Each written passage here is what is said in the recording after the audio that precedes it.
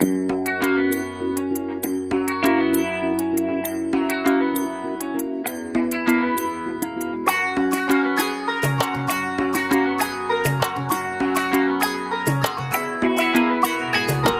বাজা, কাসর বাজা, উলু দে আর শাখ বাজা, বছর পরে আবার এলো মাঝে।